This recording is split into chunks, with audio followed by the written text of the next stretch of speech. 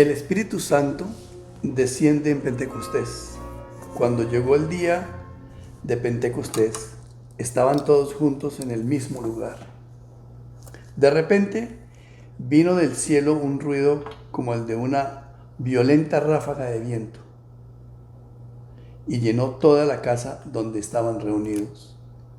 Se les aparecieron entonces unas lenguas como de fuego que se repartieron y se posaron sobre cada uno de ellos. Todos, dice todos, fueron llenos del Espíritu Santo y comenzaron a hablar en diferentes lenguas según el Espíritu les concedía expresarse. Andrés, qué bueno que estamos otra vez leyendo esta maravilla de palabras. No, qué bendiciones, cómo describe de esa manera perfecta ese día de Pentecostés, cuando se cumple la promesa que tanto había hablado Jesús, le había dicho a sus discípulos: ya les voy a mandar el Consolador, ya les voy a mandar el Espíritu, y aquí ocurre pues en medio de este texto. Qué lindo, porque la conexión es inmediata, ¿no? La conexión es clara y concisa. No los voy a dejar, no se preocupen, el Espíritu Santo les va a llegar, y precisamente me llama la atención el hecho de que no fueron bendecidos con el Espíritu Santo la mitad, fueron todos. Entonces, ¿qué hablar, qué expresar, qué maravilla, qué forma de obrar del Espíritu Santo? Y los pone a hablar en lenguas, pastor. ¿Qué es poder, no? ¿Qué contenido tan maravilloso tiene este contexto aquí de los versículos? Sí, tenemos mucho que aprender, claro. Tenemos mucho que llevar a la práctica y llevarlo a nuestra interiorización en el día a día, porque aquí vemos pues cómo el alma de una persona puede llegar a ser lleno totalmente, no un poquito, un cuarto, 3/4, sino totalmente de ese espíritu, y eso es lo que va a transformar la vida de la persona.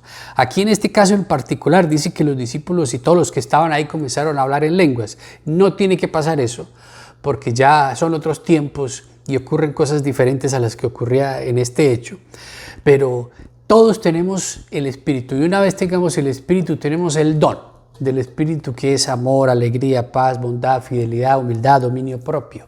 Toda esa parte que lleva al hombre a poder ser una persona diferente con el poder del Espíritu. Amén. Y yo creo que la gente preguntará, bueno, fueron llenos del Espíritu Santo y habían caminado 3 años con Él, ¿no? Uh-huh. Y una persona que está viviendo en el 2022, el día de hoy, dirá: ¿cuánto tiempo tengo que permanecer pegado? ¿O dónde encuentro yo esa sabiduría? ¿Dónde encuentro yo ese poder del Espíritu para que yo sea cubierto? Porque mucha gente dirá: ¿qué tenían ellos que yo no tenía? O que no tengo yo ahora en el día de hoy, ¿no? Ajá. Dirá: yo quisiera tener de ese poder. Y todo está acá, ¿no, pastor? Todo está ahí. No hay ninguna diferencia. Sí. Ellos no son más que nosotros, y nosotros somos menos o más que ellos. Así es. Porque es el mismo Espíritu. Amén. Es el mismo Dios, y la única fuente real se llama este libro, que se llama Biblia. Amén. Es la única fuente. No existen pastillas, no existen métodos de otro tipo de circunstancias espirituales, sino la palabra de Dios, que es nuestra verdad, única fuente verdadera. Amén. Del fruto del Espíritu. Y nos ayuda a poder comprender que en este caminar de fe, cuando no pasamos el tiempo suficiente leyendo este libro, cuando no pasamos el tiempo suficiente meditando en esa palabra, es cuando nuestro poder, como que cuando la llama se va apagando, sí, se le va acabando el gas al fogón, y entonces como que... Sí. Y ahí es cuando nos volvemos más vulnerables, porque la fe, porque la duda viene como un tigre enojado y nos empieza a comer y a rugir al oído, y ya dejamos de escuchar la voz de Dios y empezamos a escuchar las voces del mundo, que son infinitas, y nos desvían del propósito divino de Dios, y terminamos en un caos, en medio de una nube, viviendo en la soledad, la tristeza, el desamparo. No hay esperanza, no hay ilusión. Señor, ¿dónde estás? Y así como cuando los discípulos se quedaron mirando para el cielo, el Señor dice, bueno, ya, aquí estoy. Claro. Póngase a trabajar. Claro. Hay que dar mucho para hacer. Claro. Y precisamente uno de los momentos que creo que es importante para recalcar aquí es el momento que están viviendo los apóstoles, porque ellos quedan como en una incertidumbre, ¿no, pastor? Ellos quedan como en el aire porque precisamente siendo ovejas su pastor se va. Y eso mismo nos sucede a nosotros en el diario, ¿no? A veces sentimos que estamos como desamparados, que no tenemos ese pastor que nos hace falta, que nos diga, vea, no se preocupen, echen para adelante. Pero precisamente estábamos hablando en coloquios pasados de decirle a la gente cuán importante es el estar pegados a la palabra para que esa unción del Espíritu Santo que cae sobre uno cuando uno va leyendo su palabra, pues no se desprenda, ¿no, pastor? No se desprenda. Esté viva, esté presente. Que ellos sintieron que el Espíritu Santo vino a... Precisamente la palabra eso nos da el hecho de que tenemos que estar bien arraigados a nuestro Señor, ¿no? Bien arraigados. Y algo muy importante que quiero decirlo de una manera muy sencilla, pero pongo mucha atención. Usted no tiene que sentir nada fuera del otro mundo. Ajá. Porque la gente dice, no, es que yo no siento nada. Ajá. Entonces el hecho de que no sienta nada no tiene el Espíritu. No, eso no significa eso. Usted no tiene que, ay no, es que se tiene, así como decía aquí, que entra una ráfaga de viento y que entra el fuego. No, el fuego se siente en la medida en que yo le doy mi corazón a Dios. Cuando yo comienzo a actuar de la manera que Dios me lo dice a través de su palabra, ahí es cuando yo empiezo a sentir ese poder. Claro. Porque yo le estoy diciendo a Dios, doy el paso al frente de fe y digo, yo creo en lo que tú dices. Y vivo ante el mundo como testimonio de eso y hago las cosas como tú me lo dices, así nadie me esté mirando. Amén. Porque mi verdadero rey eres tú. Amén. Ahí es cuando ese fuego nace y uno empieza a sentir que esto es real, que esto es verdadero. Usted no necesita que nadie lo esté mirando, no necesita que nadie lo alabe, no necesita que dentro de usted como que comience a hervir algo. Eso no. Lo único que usted tiene que hacer es creer. Y una vez usted crea y actúe de la manera que Dios se lo dice, ahí es donde usted va a sentir el poder del Espíritu. ¿Y cómo actuamos? ¿Y cómo sentimos esa palabra? ¿Y cómo sentimos al Espíritu Santo? Y nosotros insistimos en coloquio tras coloquio. No salga de la casa sin leer la palabra, ¿no, pastor? No salga de No salga de desamparado. su casa sin leer 5 minuticos, 10 minutos. ¿Cuánto quiere aportar? ¿Cuánto quiere? Eso es como un banco, ¿no? En el cielo. ¿Cuánto quiere depositar? ¿No? ¿Cuánto quiere depositar diariamente? Pero precisamente en la insistencia de uno decir, yo necesito que el Espíritu Santo esté conmigo hoy, ¿no? El Espíritu Santo, es ese anhelo de ellos seguramente diciendo, mi pastor se va, pero tengo mi Espíritu Santo que va a estar conmigo. Y yo creo que esa sensación fue espectacular. Claro. Saber que el Espíritu les llegó y de la igual forma lo puede uno tener, ¿no, pastor? En el diario. Claro, en el diario. Y cuando uno lee este libro, que es espectacular, usted debería leerlo en su casa, se da cuenta que ellos estaban muy temerosos, todavía ahí, escondidos en su casa, esperando, porque esa había sido la orden, ¿no? Sí. Aquí en Hechos 1, 4 dice, la orden de Jesús es, no se alejen de Jerusalén, sino esperen la promesa del Padre del cual les he hablado. Juan bautizó con agua, pero dentro de pocos días ustedes serán bautizados con el Espíritu Santo. Eso lo había repetido Jesús muchas veces y ya había ocurrido. Entonces, después de que este suceso ocurre, ellos salen con todo ese poder sobrenatural y empiezan a ocurrir unas cosas maravillosas en medio de la iglesia primitiva. Y por eso es que dentro de este contexto de la iglesia se reconoce este día de Pentecostés como el día que nace como dato histórico, como dato teológico, la iglesia. Ese es el día que nace la iglesia. No cuando Jesús nace, no cuando Jesús muere, sino el día de Pentecostés, porque es cuando ya la Trinidad entera está otra vez incompleto después de la ascensión de Jesús al cielo y envía el Espíritu y entonces empieza a guiar a esa iglesia hacia esa nueva etapa. Y uno puede leer en los capítulos al frente toda una cantidad de sucesos que uno los puede comparar al día a día, Fernando, claro, a lo que nos pasa todos los días en medio de este mundo. Claro, y precisamente uno de los libros donde encontramos todo esto, pues más adelante empieza a ser un relato de los hechos de los apóstoles, precisamente son los hechos, lo que sucede con ellos, ¿no? Y toda el adquirir el tener el Espíritu Santo, lo que sucede con el mismo Pedro, con el mismo Juan, toda esa cantidad de cosas y esa maravilla de la gente veía las promesas cumplidas en ellos.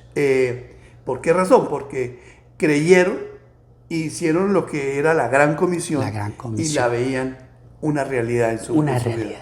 Y yo me digo, y yo pienso en este momento, pastor, digo yo, precisamente es lo que debemos nosotros hacer en nuestra vida, ¿no? El hecho de que en su palabra vamos a ver hecho una realidad ese tipo de cosas. A ver, él no dejó de decir que tendremos aflicción. Sí, eso es muy importante. Pero el final es diferente. Es diferente porque él está ahí.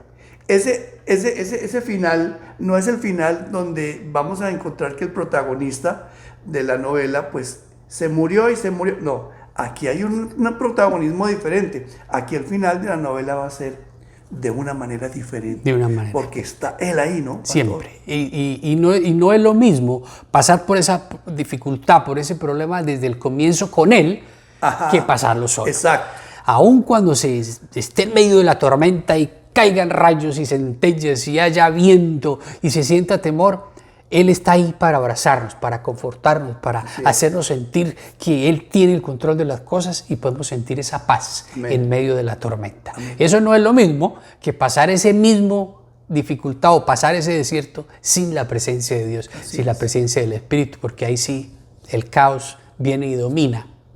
Ese es el verdadero protagonista, el caos, la desolación, la falta de esperanza, se acaba la ilusión, se acaba la fe, se acaba la alegría, se acaba el gozo y parecemos como cadáveres que van de un lado para el otro porque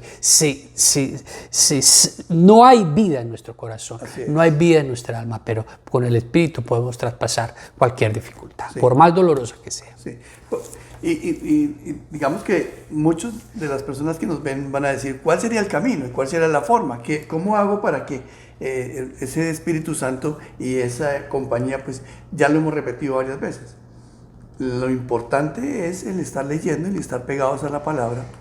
Y como siendo tan insistentes en los coloquios, pastor, porque creo que desde el primer día estamos insistiendo en que esta es la forma para llegar a muchas cosas, a nuestra felicidad, que el leer la palabra es verdaderamente la satisfacción que nos da el diario.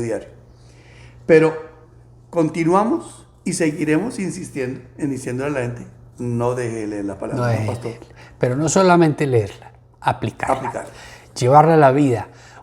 Esa idea que hablábamos en el coloquio anterior de la Gran Comisión, porque ahí es donde está el éxito, ahí es donde está la clave, porque invertimos verdaderamente nuestra vida, nuestros días, nuestro aire, nuestra energía en lo que Dios nos manda hacer.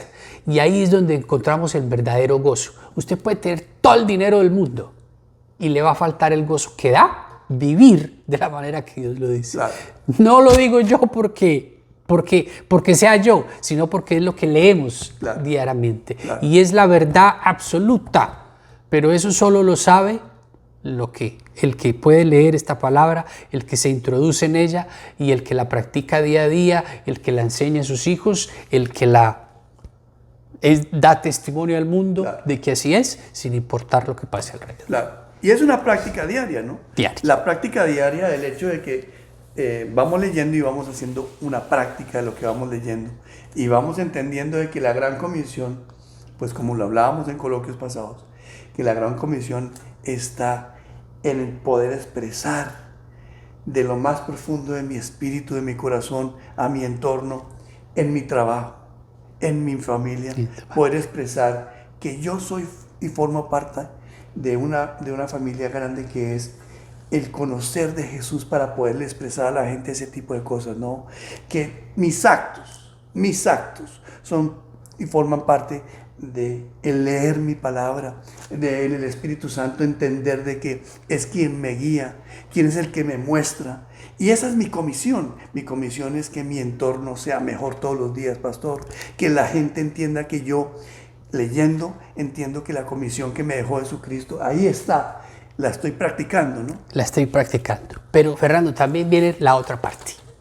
Que hay personas aún de fe que les cuesta vivir. ¿Por qué? Por lo que pasa alrededor.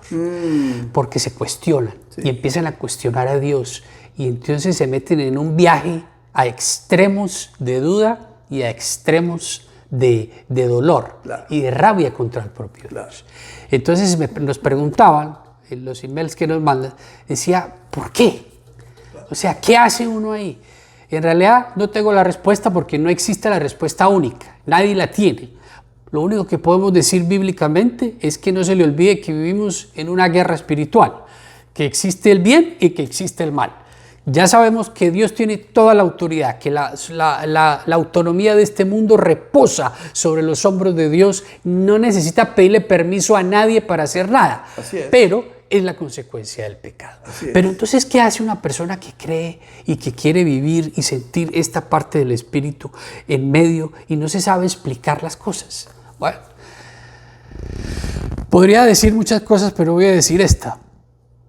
El problema actual es que la Gran Comisión no está siendo ejecutada de la manera correcta por los que tenemos que ejecutarla. Todos esperamos que alguien más haga el trabajo. Todos esperamos que sea el pastor, o que sea el líder, o que sea el que sabe, o que sea el que estudió, o que sea cualquier otra persona. No, yo no tengo tiempo, yo estoy muy ocupado, yo tengo mis hijos, yo tengo mi casa. Y en realidad es que todos, en el lugar donde sea y en la posición que usted sea, usted puede vivir la Gran Comisión, porque se trata de vivirla a través del ejemplo. Como, es que yo tengo 5 niños. Bueno, ¿cómo los está educando? ¿Qué les está enseñando en la casa? Usted no necesita salir a la calle ni pararse enfrente de un auditorio para poder aplicar la Gran Comisión. Es que yo trabajo mucho. Bueno, en su trabajo, ¿con qué ética, con qué moral trabaja? ¿Cómo lo hace? ¿Cómo se comporta ante el mundo? Pero como no hacemos eso, entonces cada vez el mundo, la oscuridad nos va atrapando más. Y fuera de eso, contemplamos el pecado. Jugamos con él como si fuera una pelota de fuego caliente y la empezamos a caminar. Y no se trata de ser regalistas, no me malentienda, ni de señalar, pero con el pecado no se contempla. Si Dios dice no, es no.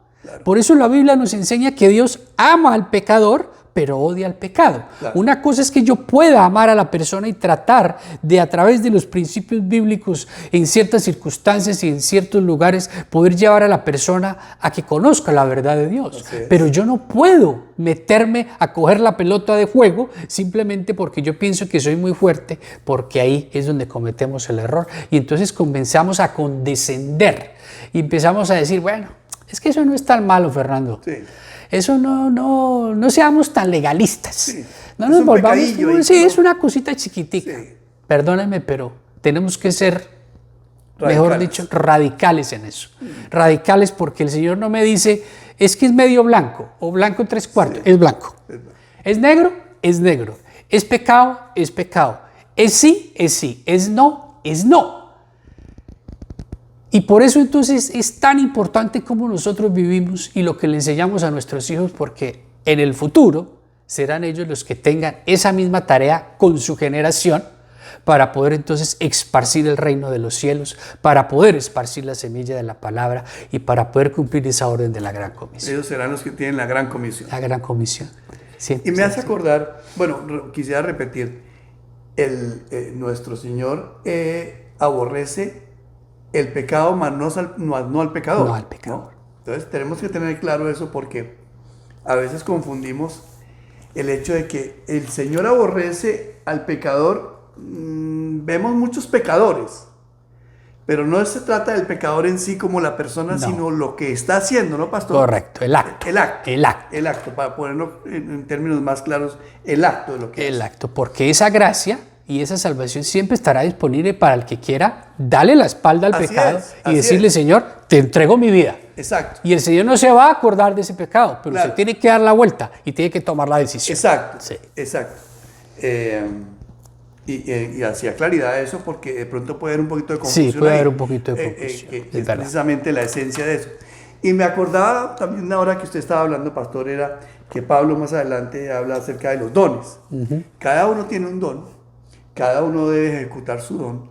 Y precisamente hablando de usted de que la persona cuando está en su trabajo, cuando siendo padre, cuando siendo madre, cada uno tenemos nuestro don, ¿no? Y ese don tiene que ser de acuerdo a nuestra palabra que leemos todos los días para que la gente entienda que es siendo, dice Juan en uno de sus versículos en la Biblia, dice que nosotros somos sacrificio vivo. Y esa forma es precisamente como nosotros tenemos que entender que el sacrificio vivo es haciendo uno lo mejor en su palabra y siendo esa respuesta a la gente, digamos, de ser correctos, ser amables, obrar de acuerdo como dice la palabra. Y eso es un sacrificio vivo que Dios acepta, ¿no, pastor? Sí, es el único sacrificio vivo que Dios acepta es el de la alabanza. Y no solamente el de la alabanza cantando, pero el de la alabanza a Él a través de mi actuación, de poder hacer lo que tengo que hacer de la manera al 1000%, haciendo mi trabajo lo mejor posible, siendo el mejor padre posible, el mejor esposo, aunque nos equivocamos. Y para aclarar, para que no haya dudas, nosotros somos pecadores también, sino que por la gracia y el amor de Dios nos hemos redimido. Amén.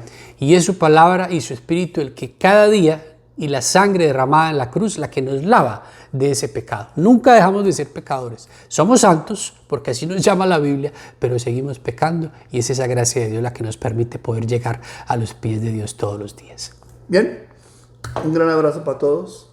Seguimos semana a semana trayéndoles un mensaje con cariño, con amor y sobre todo, muy importante, que nos den el like y puedan estar en el mensaje de del email y todos los que nos manden, nos escriban, síganos escribiendo a nuestro email del pastorandresosa@gmail.com, síganos a través del Instagram y del Facebook y recuerde, viva, sea ejemplo, sea testimonio, sea la gran comisión para Dios y sea testigo de ese amor.